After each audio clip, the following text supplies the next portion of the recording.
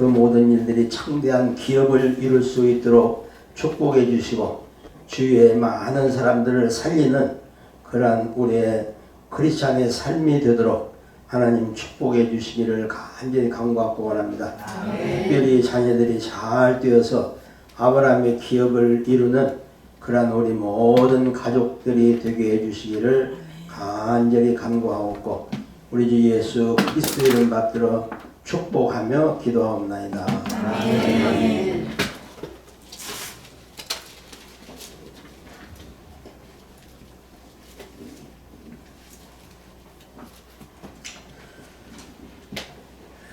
오늘 우리가 잘 아시는 갈라디아 4장 19절입니다.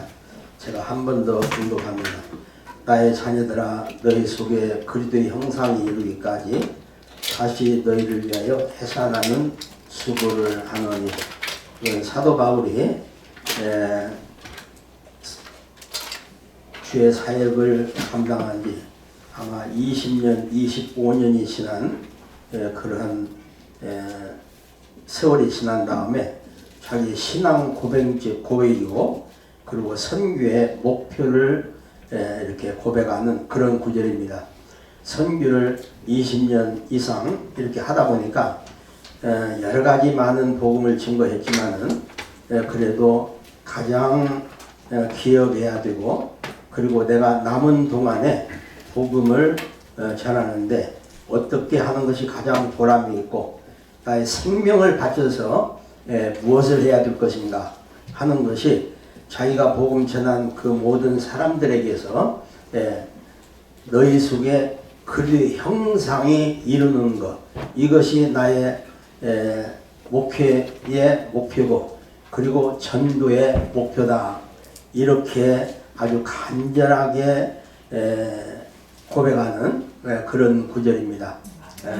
그래서 고린도전서 2장 2절에도 내가 너희 중에서 예수 그리스도와 그의 십자가에 못 박힌 것 외에는 아무것도 알지 않기로 작정을 했다.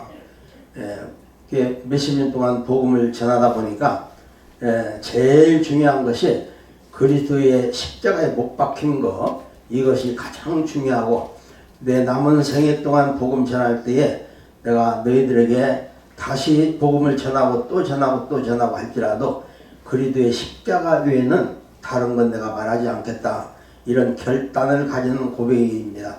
갈라디아서 4장 14절에도 내게는 우리 주 예수 그리스도의 십자가 외에 결코 자랑할 것이 없나니. 아주 사도 바울이 어느 곳에 가든지 어느 장소에서든지 그리스도의 십자가가 자랑스럽다. 그의 일생 자랑스러운 것은 이거 한 가지밖에 없다. 이렇게 여러 군데서 고백하는 것을 볼 수가 있습니다.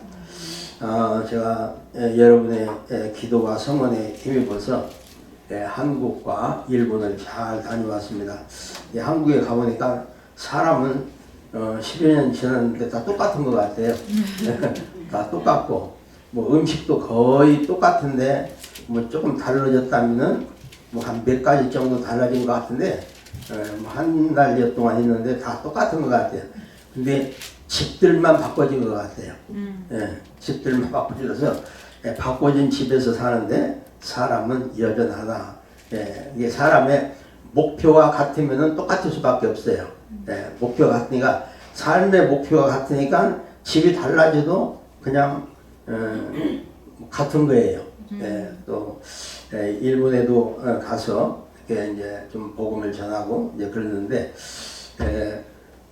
목사님들 세미나를 하고 왔어요.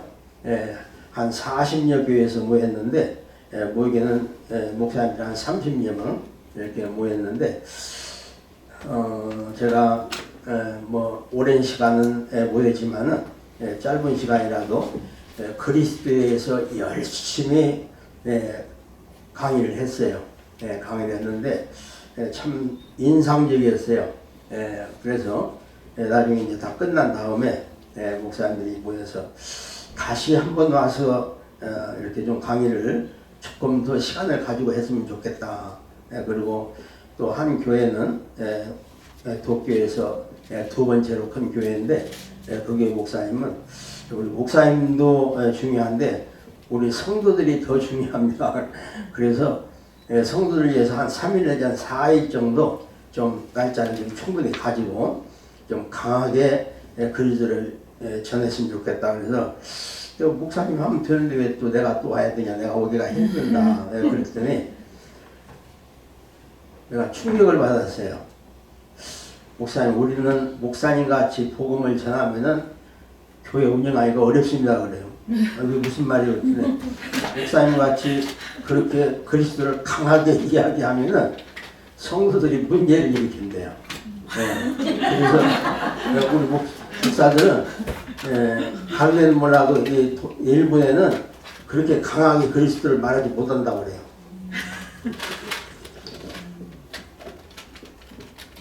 그래서 목사들이 강하게 그리스도를 선포할 수 있는 그런 강의도 좀 해주시고, 그리고 우리 교회 성도들을 한번 확 뒤집어서 왔으면 좋겠습니다. 목사님이 하면은 우리 성도들이 잘 받아들이고 굉장히 은혜가 될 것 같고 교회가 살아날 것 같다. 그래요. 그래서 하도 간절하게 그래서 처음엔 내가 못 온다고 그랬다가 한번 다시 한번 오도록 노력을 하겠습니다. 이제 그러고 왔습니다. 근데 한국이나 일본에 가니까 그래도 마음에 드는 것이 어린아이들이 많아요. 교회마다 어린아이들이 많아갖고 얼마나 좋은지 몰라요.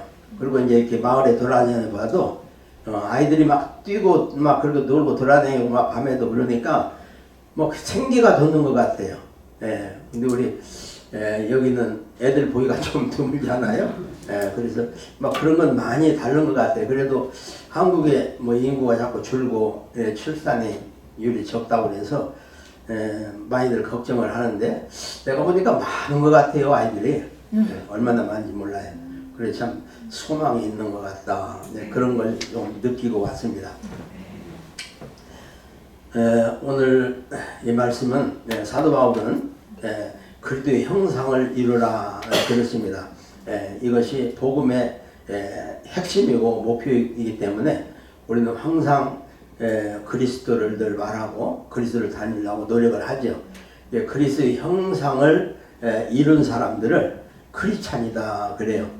예수를 믿는다고 말하는 사람이 크리스찬이 아니고 교회 다닌다고 하는 것이 크리스찬이 아니고 그리스도의 형상을 이룬 사람이 크리스찬입니다. 그러니까 그것이 꼭 기억이 돼야 하는데 일단 교회 다니면서 당신은 무엇을 믿습니까? 그러면 나는 크리스찬인데요. 그러는데 삶이 그리스도의 형상이 보여야 크리스찬이지 안 보이면 크리스찬이 아니에요. 목사들이 다 뭐 그리스도를 얼마나 잘 알아요. 늘 뭐 그리스도를 다 설명하려고 노력을 하고 설교를 준비하고 강의를 준비하고 그러는데 목사에게서 크리스찬의 모습이 보이지 아니하면은 그러면은 목사도 크리스찬이 아닌 것입니다. 그리고 우리가 참 제일 많이 부르는 그리스도인이다 그러는데 이게 말은 쉬운데 제일로 안 되는 것이 또 크리스찬이에요. 교회 안에 들어오면 다 예수 믿고 크리스찬 같은데 교회 문 밖에만 나가면은 뭐 세상 사람인지 불교를 다니는지 뭐 잘 모르잖아요. 그러면 크리스찬이 아니죠. 사도행전 11장 25절 26절에 보면은 안디옥에 있던 바나바라는 선교사가 사울을 찾으러 다소에 가요. 그래서 가서 만나가지고 안디옥 교회로 데리고 와요. 데리고 와서 1년 동안 모여서 큰 무리를 가르쳤고 그리고 제자들이 안디옥에서 비로소 그리스도인이라 일컬음을 받게 되었더라. 그래요. 이게 맨 처음 기독교 역사상 크리스찬이라고 칭호를 받는 첫 번째 이름입니다. 그리스도인이라 칭함을 받게 되었더라. 크리스찬이라고 불렀다. 그런 말이죠. 우리가 크리스찬이라고 하면은 꼭 몇 가지 알아야 될 것이 있는데 우리는 사람은 하나님의 형상과 모양으로 지음을 받았죠. 하나님의 형상과 모양으로 지음을 받는데 그러면은 하나님의 형상이 보여야 되잖아요. 근데 하나님이 어떻게 생겼는가를 잘 몰라요. 그러니까 닮기가 어렵죠. 예. 근데 출애굽기 34장 6절에 보면은 하나님이 모세가 하나님 한번 봤으면 좋겠습니다 그러는 거예요. 그러니까 하나님이 모세를 불러내요. 그리고 산의 바위 위에다 앉혀놓고 여호와께서 그 앞으로 지나시며 선포하시되 그래요. 여호와로라 여호와로라 자비롭고 은혜롭고 노하기를 더디하는 그리고 인자와 진실이 많은 하나님이니라 그러면서 하나님의 형상과 모양을 설명해 주는 거예요. 나는 자비롭다 은혜롭다 나는 인내가 많다 노하기를 더디한다 그리고 인자하다 사랑이 충만하다 그리고 진실한 그런 하나님이라 이렇게 선포를 해요. 모세가 듣고 아 이런 것이 하나님이구나 이걸 알게 됩니다. 우리가 아는 대로 우리가 하나님은 내가 거룩하니 너희도 거룩하라 그러잖아요. 그리고 하나님은 거룩하시고 지혜롭고 그리고 영원하시고 뭐 등등의 많은 성품들이 있죠. 그러나 우리 사람이 감당할 수 없는 그런 성품들이 있지만 우리가 사람이 감당할 수 있는 그러한 성품들을 하나님께서 모세에게 설명해 준 거예요. 네가 이렇게 내가 누구냐 여호와가 누구냐 이렇게 물으면은 이런 분이라 이런 형상을 가지고 있는 분이라 이런 것들은 너희들도 똑같이 가져야 된다 이렇게 설명을 해주는 거예요. 그래서 우리는 거룩하려고 노력을 하고 또 지혜로우려고 노력을 하고 그리고 영원히 살려고 우리는 생명을 바쳐가면서 노력을 하지 않아요? 이게 하나님의 형상과 모양을 닮아서 그래요. 이 땅에 피조물이 굉장히 많이 있죠. 특별히 동물들은 우리 사람과 뭐 육체적인 성품은 다 같지만은 그러나 영혼을 사모하는 동물은 하나도 없어요. 오직 사람만이 영원한 사모하는 그런 유일한 존재인데 이게 하나님의 형상과 모양이 들어 있어서 그런 거예요. 그런데 이런 형상이 사람에게서 나타나도록 그렇게 지음을 받는데 이런 형상으로 살지 못한 사람들 이런 사람들은 어떤 사람이냐 마음에서 나오는 대로 사는 사람들이에요. 마태복음 15장 19절에 보면은 마음에서 나오는 대로 사는 사람의 그 성품은 악한 생각과 살인과 간음과 음란과 도적질과 거짓 증거와 회방이다 그랬습니다. 이런 것들로 사는 사람들은 본능적으로 사는 사람들이에요. 본능적으로. 이렇게 본능적으로 사는 사람들을 우리 사회적으로 통칭해서 뭐라고 하냐면은 짐승 같은 놈이다 그래요. 그러니까 하나님의 성품이 전혀 없다 그런 말이에요. 사람은 하나님의 성품이 다 있도록 되어 있는데 하나님의 성품이 없는 사람은 짐승 같은 사람이 아니라 짐승 같은 놈이다 그래요. 심각한 말이죠. 그래서 우리는 하나님의 형상과 모양을 먼저 알아야 돼요. 그래서 하나님의 형상과 모양이 있도록 우리 신앙생활을 거기다 초점을 맞춰야 된다 그런 말입니다. 근데 크리스찬은 자연스럽게 이게 나오도록 되어 있어요. 하나님의 사랑과 자유와 은혜와 거룩과 이런 것을 안 배워도 크리스찬이 되면은 자연히 속에서 우러 나오도록 그렇게 되어 있어요. 이게 돼야 되는 거예요. 그 다음에 두 번째는 성경의 기본 원리는 딱 두 가지인데 이건 늘 여러분 설명을 했지만은 다시 한번 강조하는 것은 성경의 기본 원리를 우리는 꼭 기억을 해야 돼요. 왜냐하면은 첫째는 하나님과 인간관계고 두 번째는 사람의 근본 원리예요. 첫째는 하나님과 인간관계는 하나님은 나를 창조하신 주인이다 하는 것을 우리가 꼭 기억을 해야 돼요. 그런데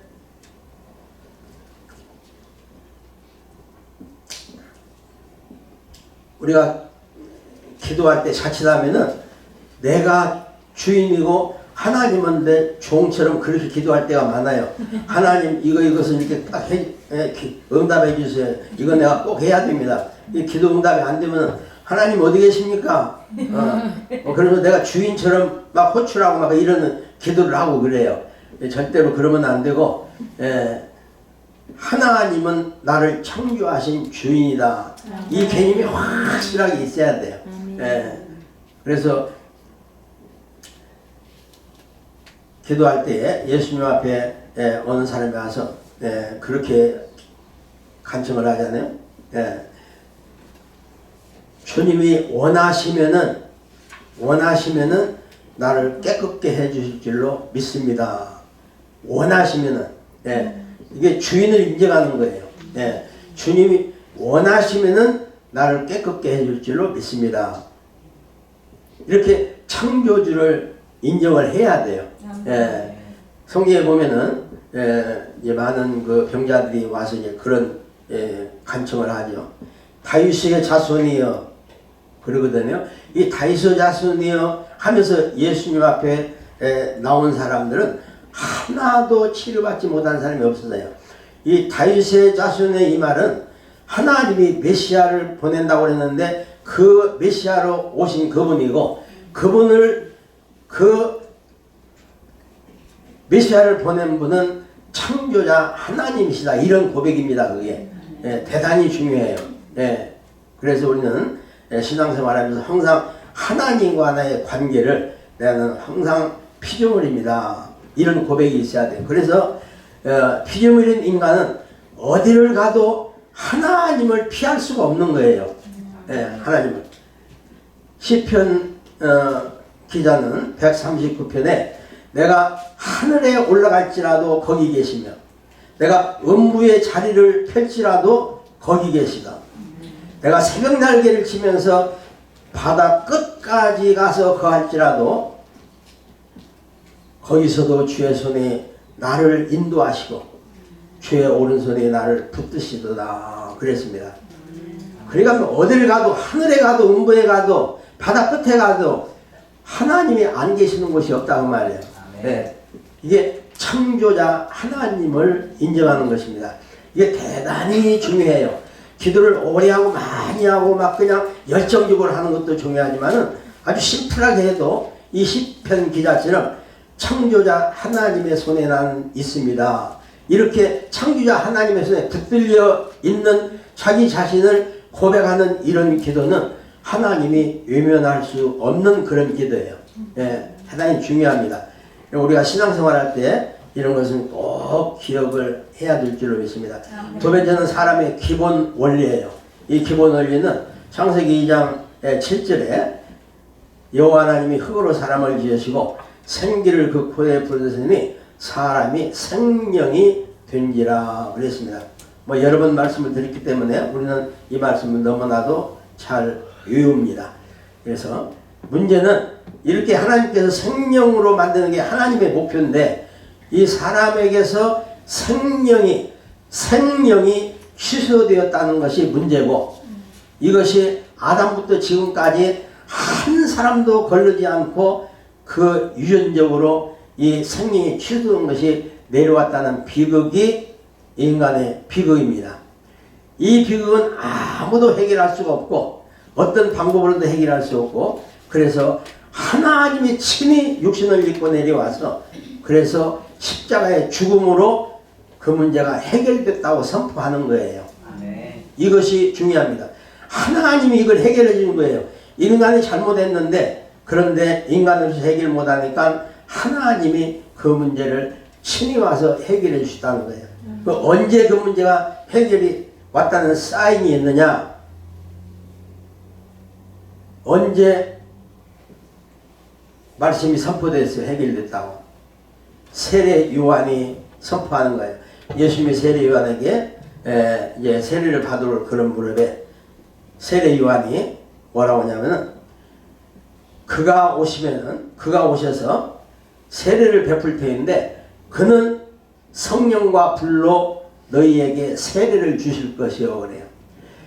생명이 취소된 문제는 성령이 취소된 문제인데 그리고 그때부터 그 죄로 말미암아 인류가 완전히 멸망으로 빠지게 되었는데 그런데 그리스도가 이 땅에 와서 세례를 주는데 어떤 세례를 주냐면은 성령과 불로 세례를 준다 그래요. 성령은 인간이 실수한 가장 큰 기본적인 죄인데 그 문제를 성령이 다시 오신다는 것이고, 그리고 불은 모든 것을 태워버리는 그런 요소잖아요. 우리의 모든 죄를 아담부터 시작해서 나까지, 그리고 나부터 시작해서 인류의 종말까지 모든 사람의 죄를, 그 죄를 불로 태워버린다는 거예요. 누구의 죄를? 세례 받은 사람의 죄를. 그 세례가 대단히 중요한 거예요. 네. 세례 받은 사람은 죄가 하나도 없이 다 태워버렸다는 거예요. 홍수가 나면은 집이 떠나가도 그 집이 어딘가 그 존재가 떠나다니는데 불이 나버리면 하나도 없어져 버리잖아요. 네. 그래서 불로 세례를 베푼다는 거예요. 불로. 네. 그래서 세례받은 사람은, 예수 그리스도의 이름으로 세례받은 사람은 성령과 불을 받았다고 하는 것을 확실하게 항상 기억하고 있어야 돼요. 이 기억이 내 속에 뜨거워질 때까지 그렇게 기억을 해야 되는 것입니다. 네. 그 다음에 사도 바울은 그리스도를 깊이 알므로, 이런 것들을 깊이 알므로, 그리스도를 아니까 이런 것들이 다 보였던 거예요. 사도 바울이. 그래서 그리스도의 형상을 깨달은 거예요. 하나님의 형상도 깨닫고 성경의 기본 원리도, 그리고 그리스도의 형상을 깨달아서 그리스도의 형상을 닮으라고 그렇게 강조를 하는 거예요. 내가 그리스도와 함께 십자가에 못 박혔나니 그런즉 이제는 내가 산 것이 아니라 오직 내 안에 그리스도께서 사신 것이다. 이게 그리스도의 형상을 이루려면 이 사도 바울이 자기가 십자가에서 죽어보니까, 나는 이제 죽었고 오직 그리스도가 내 안에 살아난 것이다. 이게 그리스도의 형상이 이루어진 것이다. 그런 말입니다.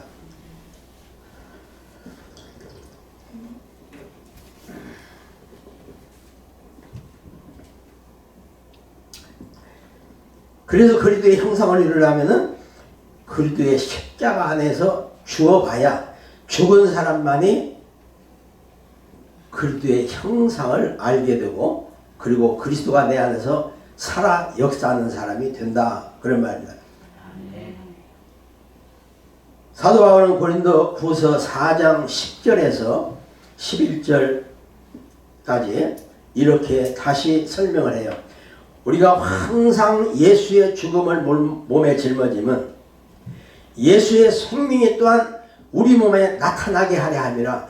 예수의 생명이, 예수의 형상이 나의 몸에 나타나게 하려는 유일한 방법은 내가 항상 예수의 죽음을 내가 몸에 짊어져야 된다 그래요.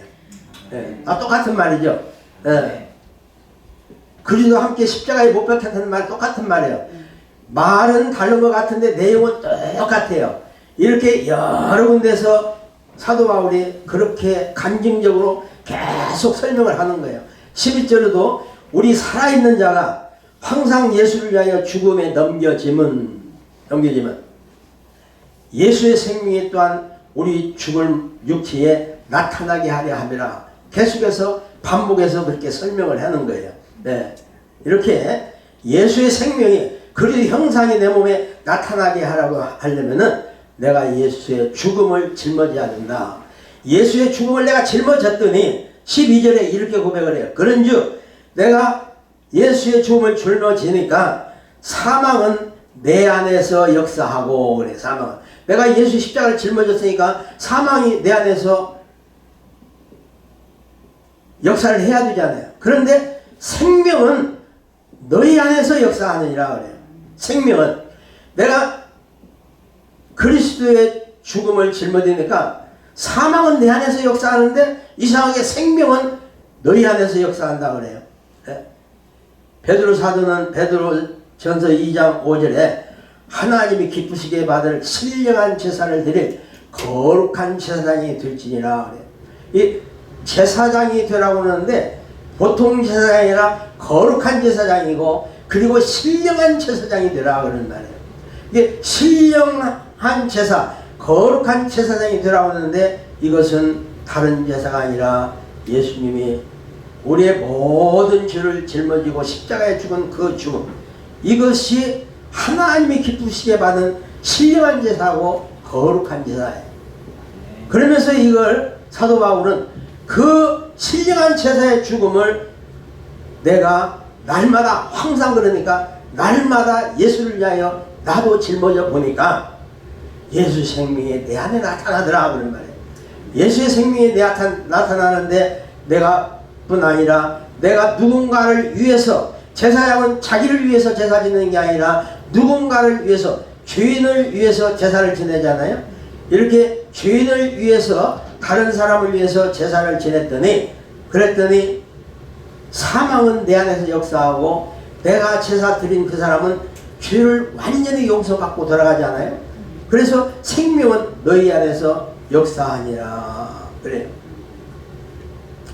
갈라디아서 6장 2절에는 너희가 서로 짐을 지라 그리하여 그리스도의 법을 성취하라 그러는데, 이 그리스도의 법이 신령한 제사, 거룩한 제사장이 되는 거예요.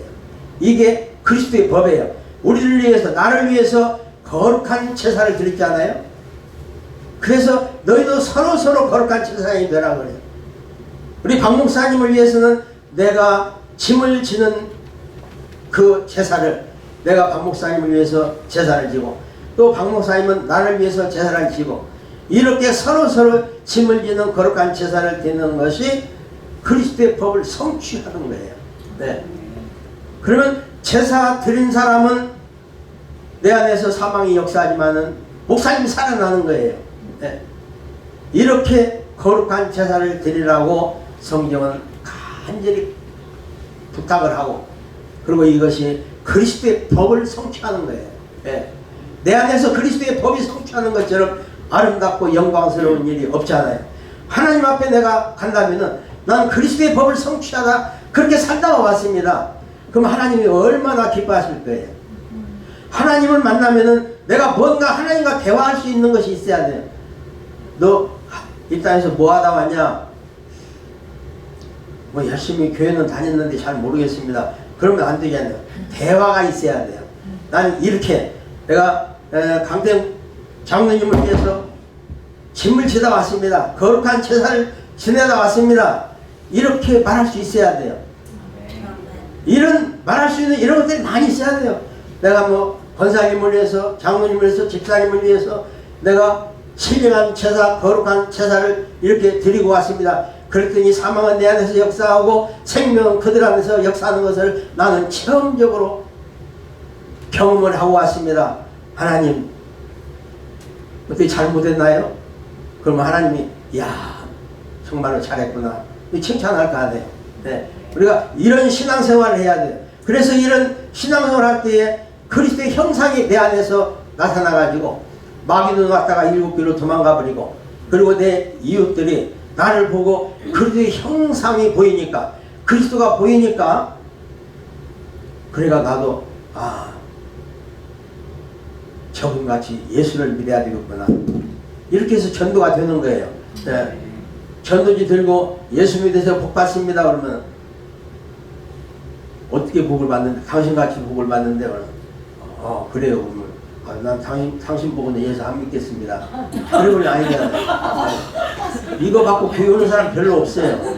이거 없어도 그래도 형상이 나타나면 교회 오라고 안 해도 어느 교회 다니세요? 어느 교회 다닙니다.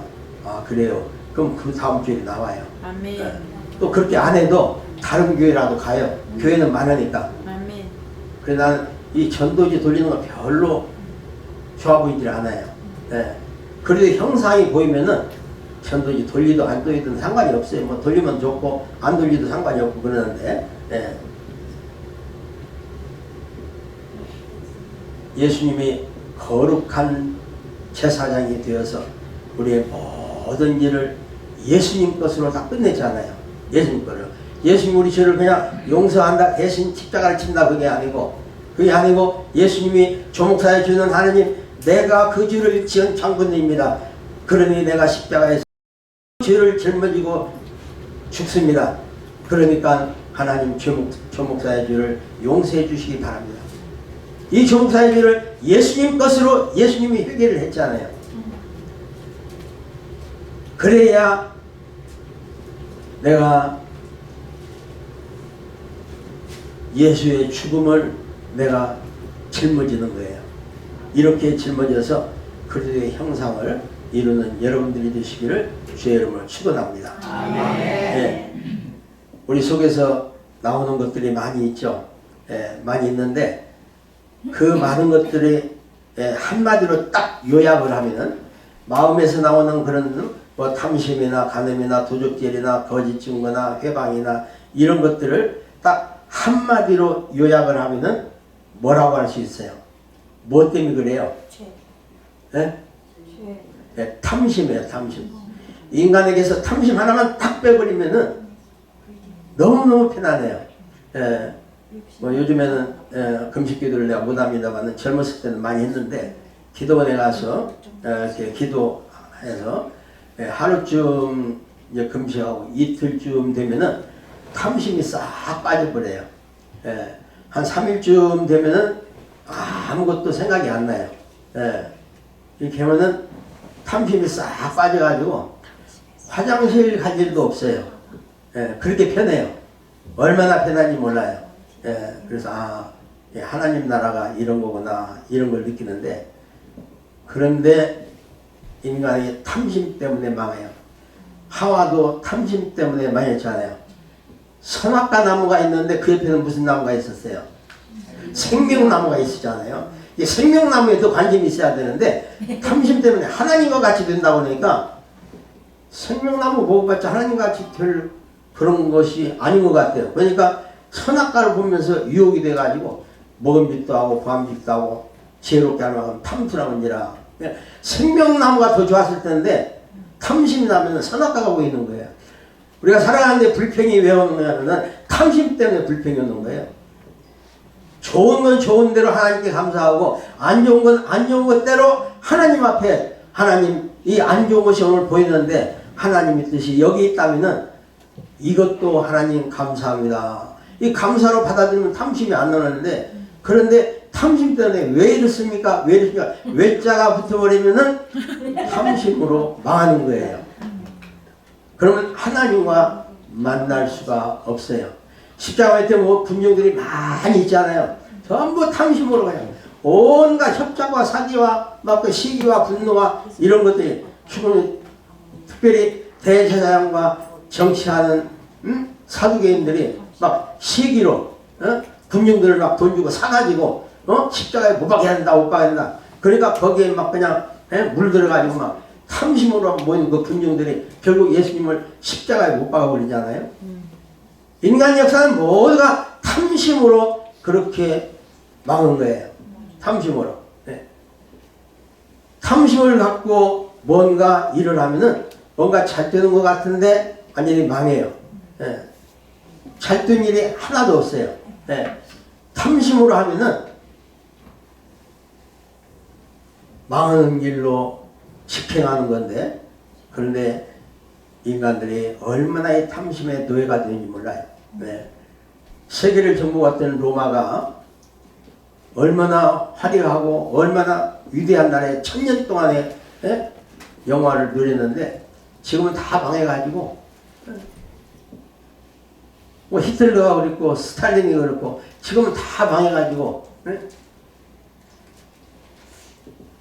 그러나 별 볼 일 없는 사도 바울은 그가 지나간 도시마다 국가마다 다 지금 2000년이 지났는데 지금까지 그 발자취에 보면은 다 국가하고 경제도 또 과학도 또 뭐 국가의 어떤 파워도 이런 것들이 얼마나 부흥하고 성장되는지 몰라요. 세상에서 제일 부자로 인정해야 될 사람은 사도 바울이에요. 사도 바울이 발걸음이 그렇게 부자예요. 사도 발걸음이. 네. 이 사도 바울이 가는 곳마다 그리스도의 형상을 이루도록 복음을 생명을 내걸고 내가 해산하는 수고를 할지라도 너희 속에 그리스도의 형상이 이루어지기를 내가 바란다. 이것이 사도 바울의 전도 목표고 우리가 받아야 될 메시지입니다. 네. 성경은 하나님은 그리스도의 형상을 뭐라고 하냐면은 그리스도의 옷을 입으라 이렇게 표현을 많이 했어요. 시편 29편 2절에 보면은 거룩한 옷을 입고 여호와께 경배할지어다 그래요. 여호와께 나오려면 거룩한 옷을 입고 나오라는 거예요. 이게 지금 구약에서 하는 말이죠. 제사장 옷은 최고로 고급이고 최고로 거룩한 옷이었어요. 온갖 보석으로 장치한 그런 옷이 세상에서 가장 값진 옷이 대제사장 옷이에요. 하나님께 나오려면은 이렇게 거룩한 보석으로 꾸민 그런 옷을 입고 나와야 돼요. 여러분 반지가 여러 개 있을 텐데 교회 올 때는 제일로 안 좋은 거 평범한 거 순수한 걸로 하고 오죠. 그러지 말고 제일로 일품으로 좋은 걸 하고 오세요. 누가 안 뺐을까요? 2개고 3개고 내가 미국 오니까 10손가락에 전부 다 반지를 다 끼고 있는 여자분들이 있더라고요. 봤어요? 10손가락 다 끼는. 근데 내가 언젠가 여름에 보니까 샌들을 신었는데 발가락 10개 다 반지를 입는다고 흑인이에요 그분. 저 사람 하나님 믿는 사람 같다. 내가 그렇게 봤어요. 왜 다니는지 안 다니는지 몰라도 그런 분이 있어요. 성령 짓는 걸 보면은 모든 성전 기구가 대접 하나 뭐 이런 테이블 뭐 법기 뭐 이런 거 다 뭐 향단 뭐 떡상 이런 거 전부 금으로 다 쌌어요. 얼마큼 금으로 싸냐면은 내가 너무 감동이 돼서 여러분 성경 내용 읽을 때는 거기에 관심을 가지고 보는데 그러고 다 그걸 내가 기록을 다 해놔요. 네. 그 불 때는 불사 있죠. 또 부지깽이 있죠. 이것도 금으로 쌌어요. 이야 하나님 너무 깨끗하신 분이에요. 네. 그래서 거룩한 옷을 입고 여호와를 경배하는 것은 이 모든 성경에 있는 도구들이 다 거룩한 거예요. 우리가 거룩한 것은 여러분이 앉은 의자도 다 거룩한 거예요. 네. 우리가 이걸 인정하고 거룩한 의자에 앉으려면 거룩한 자세를 가져야 되고 거룩한 옷을 입어야 되고 가장 좋은 걸로 이 넥타이가 내가 입는 것 중에 가장 고급이에요. 그래서 주일은 내가 특별히 이 넥타이를 많이 하고 오는 거예요. 제일 좋은 걸로 하려고. 네. 그런데 갈라디아서 3장 27절에 보면은 누구든지 그리스도와 합하여 세례를 받는 자는 그리스도의 옷을 입었느니라 그래요. 세례를 받으면은 하나님 보시기에는 그리스도의 옷을 입었다는 거예요. 왜냐? 성령으로 충만케 하시고 그리고 나의 모든 죄를 불로 다 태워버렸기 때문에 그렇기 때문에 하나님은 세례를 받는 그 동시에 거룩한 옷을 입혔다는 거예요. 그게 성령과 불로 세례를 받은 이것이 인침이에요. 그래서 세례받은 자는 그리스도와 함께 죽고 그리스도와 함께 부활했기 때문에 이 생명을 하나님이 그렇게 귀하게 보는 거예요. 로마서 13장 14절에는 오직 주 예수 그리스도의 옷을 입고 그래. 주 예수 그리스도의 옷을 입으라는 거예요. 근데 우리는 별로 거기에 신경 안 쓰고 그냥 믿습니다만 하잖아요. 아니 옷을 입어야 돼요. 옷을 입었다고 하는 것은 다른 사람이 나를 볼 때에 보이도록 하라 그런 말이에요. 믿음의 충만함이 우리 속에서 밖으로 나와가지고 마치 옷을 입은 것처럼 그 믿음이 보여야 된다는 거예요. 그러면은 정욕을 위하여 육신의 일을 도모하지 말라. 정욕을 위하여 육신의 일을 도모하는 일들이 우리가 버릴 수는 없지만은 그러나 그리스도의 옷을 입으면은 육신의 일과 정욕과 이런 것들을 정복할 수 있는 그러한 권세를 입혀준다는 말이에요. 이걸 주겠다고 하는 말이에요. 하나님의 언약입니다. 이게 그리스도 오시라는 것은 육신의 정욕과 육신의 일을 정복할 수 있는 그런 권세로 입혀주겠다고는 그런 하나님의 언약입니다. 그래서 그리스도의 특징은 다른 사람을 성공시키는 거예요. 내가 그리스도의 옷을 입고 있는 것이 그걸로 끝나는 게 아니라 그 옷의 빛이 다른 사람에게 비춰져서 다른 사람이 감동을 받고 그리고 그 사람이 예수 믿어서 축복받는 그런 사람이 되도록 다른 사람을 살리는 거기까지 가야 진짜 크리스찬인 거예요. 이게 크리스찬의 특징이에요. 구약에도 창세기 12장 3절에 아브라함을 불러서 나를 내가 지시하는 거로 가라. 그러면서 3절에 보면 네가 만나는 사람이 그들 가운데 너를 축복하는 사람에게 내가 복을 내리고 너를 만나는 사람 가운데 너를 저주하는 사람에게는 내가 저주하리니 땅의 모든 족속이 너를 위하여 복을 얻을 것이니라. 그래. 우리가 내가 복을 받기 위해서 하나님 앞에 기도를 많이 해요. 하나님 이것도 해주시고 저것도 해주시고 복을 내려주시고 이게 복을 달라고 많이 하는데 내가 하나님께 복을 달라고 해서 복 받는 것보다는 더 빠른 방법은 내가 박 목사님을 축복을 계속 하는 거예요. 그러면 박 목사님이 축복을 받으면은 너를 축복하는 자에게 내가 복을 내리고 그러니까 누가 먼저 복을 받아요? 내가 박 목사님 축복했는데 내가 축복했으니까 나를 먼저 축복해 준다는 거예요. 하나님. 네.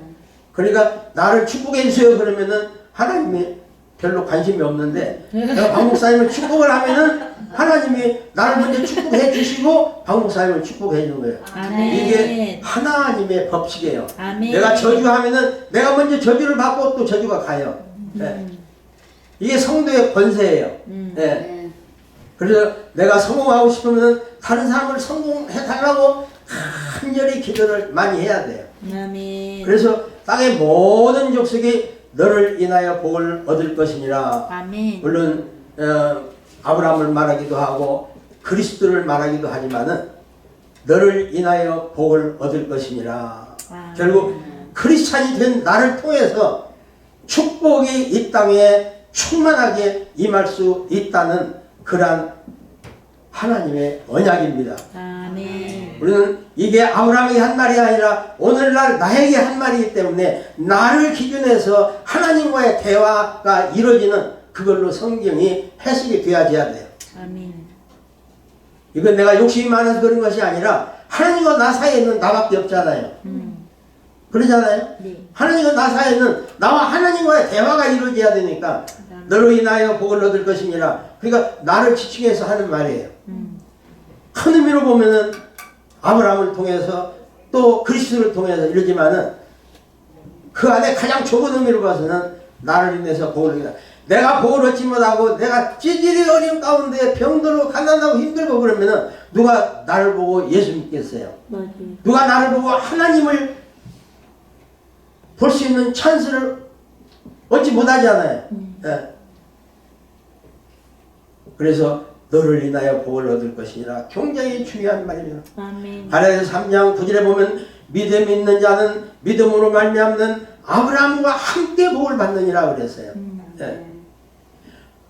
아브라함이 복을 받은 사람이라면은 내가 복을 받은 아브라함이더라도 또 아브라함을 축복하면은 내가 축복을 받는데 그럼 지금 아브라함이 없는데 내 이웃은 내 바로 옆에 있는 사람이 가장 가까운 아브라함이고 멀리 있는 사람은 멀리 있는 대로 아브라함이에요.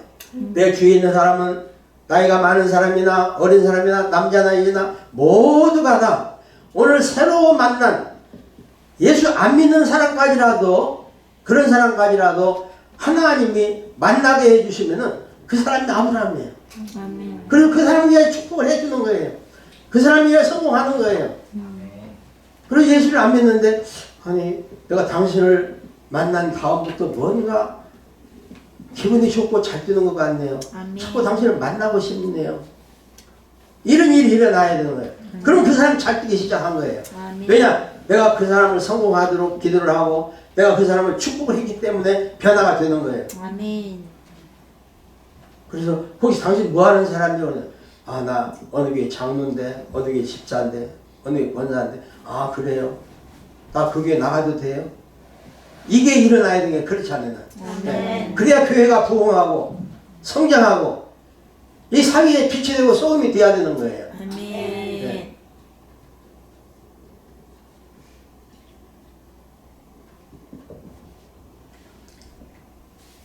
사도 바울은 이렇게 고백합니다. 갈라디아서 6장 17절에 내가 내 몸에 예수의 흔적을 가졌노라. 내가 내 몸에 그리스도의 형상을 가졌노라 하는 거예요. 이 사도 바울은 십자가를 거룩한 제사장의 그 사역을 하느라고 십자가를 많이 졌어요.